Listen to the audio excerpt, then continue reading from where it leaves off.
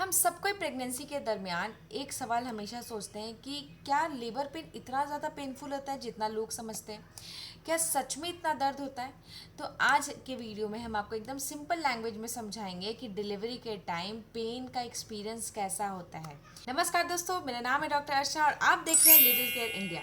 सबसे पहले एक बात याद रखिए कि हर वुमेन का जो लेबर पेन होता है वो एकदम अलग अलग होता है। किसी को अर्ली लेबर में बहुत ज़्यादा स्ट्रांग पेन होता है तो किसी को लेट स्टेज में। किसी का पेन जो होता है वो बैक से स्टार्ट होता है तो किसी का लोअर एब्डोमेन से। मेरा लोअर एब्डोमेन से स्टार्ट हुआ था। सबसे पहले बात करते हैं अर्ली लेबर के बारे में। जब लेबर स्टार्ट होता है तो बिल्कुल हल्का हल्का पेन होगा आपको, बिल्कुल पीरियड्स के जैसा, लेकिन इंटरवल पे आएगा। कुछ टाइम के लिए आएगा फिर चला जाएगा। ये कॉन्ट्रैक्शन इरेगुलर होता है। कभी 15 मिनट के लिए आएगा, फिर उसके बाद 10 मिनट के बाद आएगा। इस स्टेज में बॉडी जो है ना वो अपने आप को प्रिपेयर करता है बच्चे के बर्थ के लिए। बहुत सी वुमेन इस फेज़ में जो है या तो शावर लेती है या फिर वॉक करती है या फिर रिलैक्स करती है। नेक्स्ट अब हम बात करते हैं एक्टिव लेबर के बारे में। अब कॉन्ट्रैक्शन जो है वो रेगुलर हो जाता है, हर 3 से 5 मिनट के गैप पे आना शुरू कर देता है। पेन अब ज़्यादा स्ट्रॉन्ग हो जाता है, बिल्कुल वेव की तरह कि सडनली ऊपर जाता है फिर नीचे तक आ जाता है। हर कॉन्ट्रैक्शन के साथ बच्चे को बाहर आने के लिए एक पुश मिलता है। इस दौरान दर्द बैक और लोअर एब्डोमेन दोनों जगह महसूस होता है। कभी कभी लेग्स तक भी पहुंच जाता है। तो कुछ वुमेन्स तो कहती हैं कि हर कॉन्ट्रैक्शन के बाद उन्हें थोड़ा सा रिलैक्सेशन मिलता है जिसमें बॉडी थोड़ा आराम कर लेता है। मेरे टाइम में भी सेम ऐसे ही हुआ था। पेन होता था, फिर उसके बाद सडनली एकदम एकदम लाइट फील कर देती कि हाँ पेन चला गया।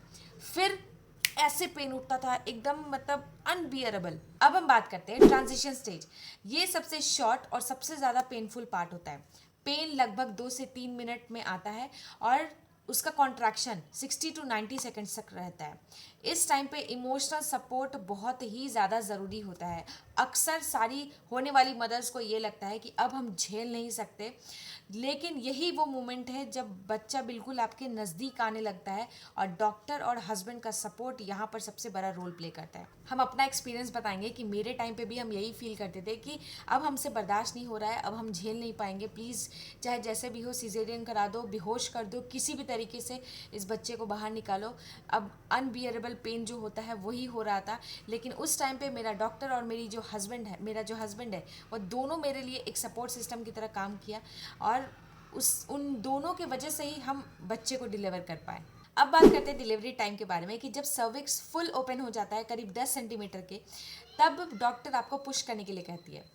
पुश करते वक्त में ऐसा फील होता है जैसे बहुत ही स्ट्रांग प्रेशर लगता है आपके नीचे की तरफ, और कुछ लोग इसको बर्निंग सेंसेशन भी बोलते हैं जब बच्चा जो है उसका हेड बाहर आने लगता है। लेकिन ये मूवमेंट के बाद जैसे ही आप अपने बच्चे का फर्स्ट क्राई सुनेंगी ना, तब सारा दर्द तकलीफ एक पल में ऐसे ख़त्म हो जाएगा। बस एक ही फीलिंग आएगा कि फाइनली आप माँ बन गई।